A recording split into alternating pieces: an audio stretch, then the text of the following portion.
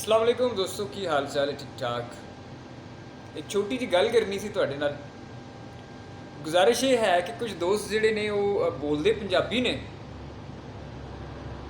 लेकिन स्क्रिप्ट के उत्ते गल आ जाती है, लिपि के उत्ते गल आ जाती है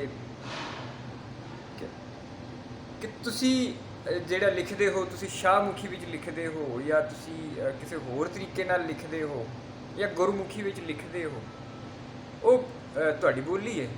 लेकिन क्योंकि साडा जिहड़ा स्क्रिप्ट है, जिहड़ा लिपि है, जिहदे विच असीं लिखदे हां, साडे अखर जिहड़े ने वो वक्खरे ने, साडे लफ्ज़ वक्खरे ने।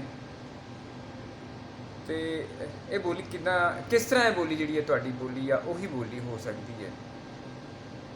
तो गुजारिश इन्नी जी है कि बहुत सारे साढ़े जोड़े दोस्त ने वो अंग्रेज़ी जोड़े लफ्ज़ ने वो वरत के ते पंजाबी लिखते हैं या कोई भी लैंग्वेज अगर लिखी जाए तो अंग्रेज़ी के लफ्ज़ों के लिखते हैं। ईवन उर्दू हो गई, हिंदी हो गई, उन्होंने भी लोग जोड़े ने आपस में इस वेले कन्वरसेशन करते हैं तो अंग्रेज़ी के जोड़े हरफ ने वो इस्तेमाल करते हैं।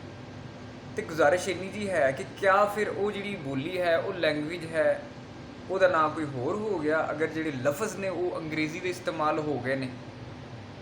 अगर अंग्रेज़ी के लफ्ज़ तुम इस्तेमाल करके कोई भी बोली लिख रहे हो तो क्या वो बोली कोई नवी बोली बन गई है? लिपि अगर वो तब्दील कर देंगे हो, स्क्रिप्ट वो तब्दील कर देंगे हो, कोई लफ्ज़ जोड़े ने जिद लिखते हो वो तब्दील कर देंगे हो, तो क्या जी बोली है वो पहचान बदल जाती है?